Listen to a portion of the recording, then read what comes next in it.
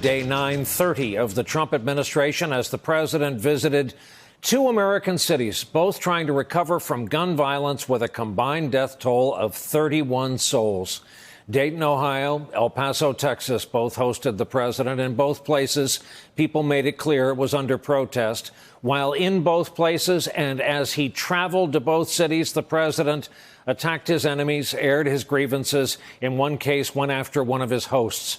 It started in the early morning hours with broadsides aimed at Beto O'Rourke, the radical left Democrats, fake news, failing New York Times, China, the Federal Reserve.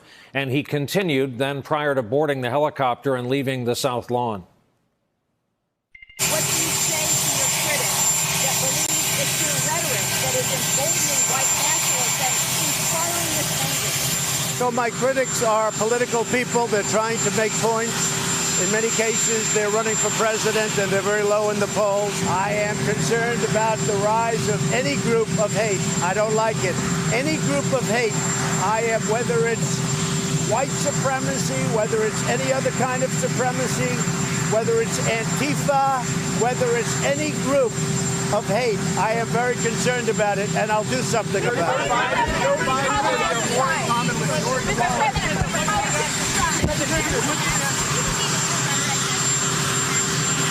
No, I don't think my rhetoric has it all. I think my rhetoric is it brings people together.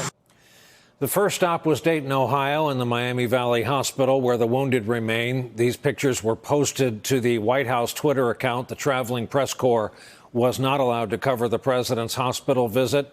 Tonight, White House Press Secretary Stephanie Grisham tells NBC News that decision was to prevent reporters from covering the hospital visit. It was made out of consideration for patients, their families, and the staff. Afterwards, the mayor of Dayton, Nan Whaley, and Ohio Democratic Senator Sherrod Brown, who both met with the president, told reporters what they told Trump about gun legislation.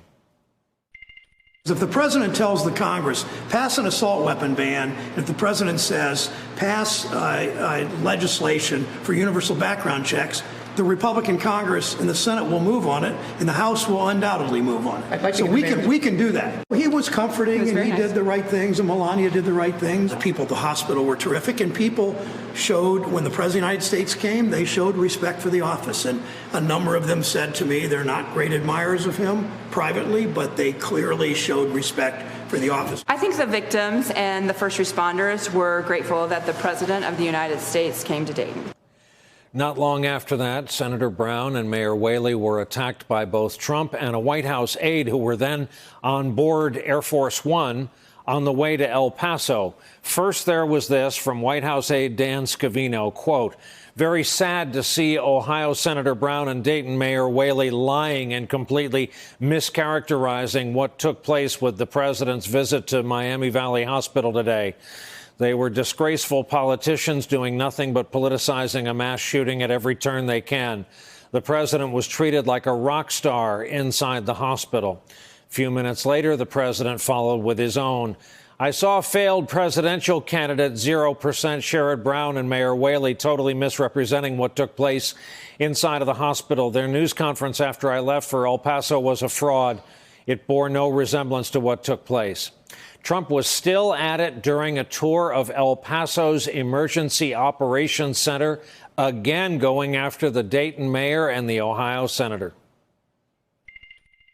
President Trump, you said today was about healing immunity, and you've attacked a number of your critics, Vice President Biden, Senator Brown, Mayor Whaley, as well as various members of the media. Can you explain Well, they shouldn't be politicking. They shouldn't be politicking today. I had it with Sherrod Brown. He and the mayor, Nan Whaley, they asked to go in. Could we possibly go in and make the tour with you? I said, yeah, let's do it. I took them in at their request. We made the tour. They couldn't believe it. She said it to people. He said it to people. I get on Air Force One, where they do have a lot of televisions.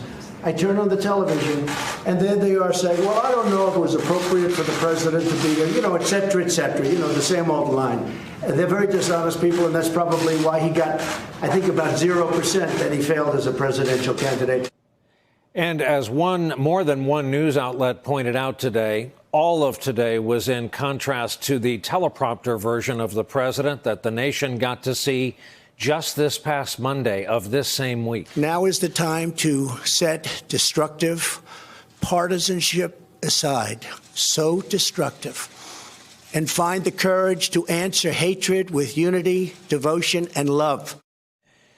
Here with our leadoff discussion on a Wednesday night, Michael Crowley, who remains in El Paso tonight, and in Washington, Annie Carney, both are White House correspondents for the New York Times.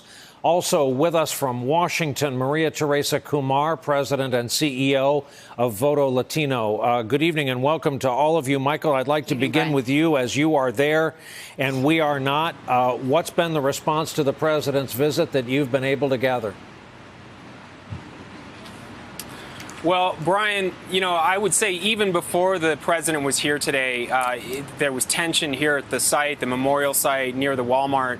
I witnessed an argument erupt when a woman showed up in a red Make America Great Again hat, and she and some other Trump supporters got into an argument, really nasty argument with Trump critics here. It's actually a peaceful scene now. There was singing and music in the background behind us.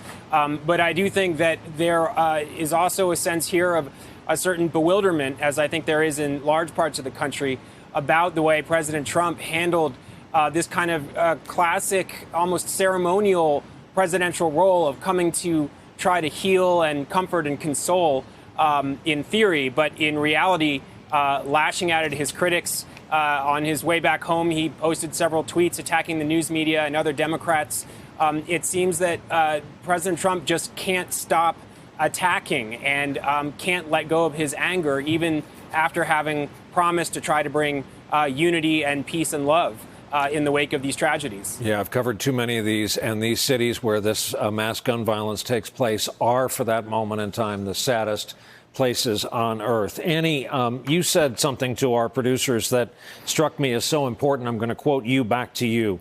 About the president, you said his lens for understanding what happened is whether people praised him or praised the presidency. And we saw that with the readouts from his staff on the ground in real time, as well as his comments. What do you think set him off specifically today?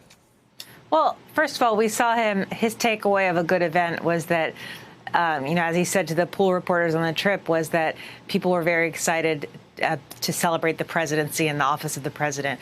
It is always through looking at how he is received. It actually reminded me a little bit of when he went to Puerto Rico after Hurricane Maria, and he most famously threw paper towel rolls, but he also gave himself a grade on the administration's response, saying we get an A+. It was not about consoling or looking at other people. It was how the event reflected on him. And that was evident again here today. In terms of what set him off, I think nothing set him off. This is where he lives. And I think that what the trip was designed with aides understanding that this is where his head is at, and that's why he was in and out of both cities very quickly. The events were private. There was not a lot of opportunities for him to speak. But he finds the cracks where he can, on Twitter, on the plane rides, a quick back and forth with reporters. It's impossible to keep him completely under seal. But I think that there was an awareness that if he spoke, these tensions and these attacks were what was on his mind, and that's why the trip was high stakes for the White House. Maria Teresa, it is a weighty charge when a Democratic member of Congress from El Paso says that the president has put a target on the backs of people there.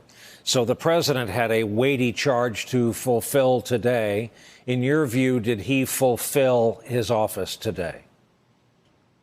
Sadly, President Trump had failed to unite the country the moment he stepped into the oath of office. He has not stopped campaigning, and he has drastically failed because not only was the moment, Brian, that he landed in El Paso, there was one of the most largest ICE raids that we've seen in recent history, where over 680 people were hauled out of a Mississippi food processing plant. And he keeps the politics. We are now seeing images of children with backpacks waving and crying to their parents. And at the same time, the president just can't get it together. He cannot bring together a country that is grieving. The Latino community is grieving.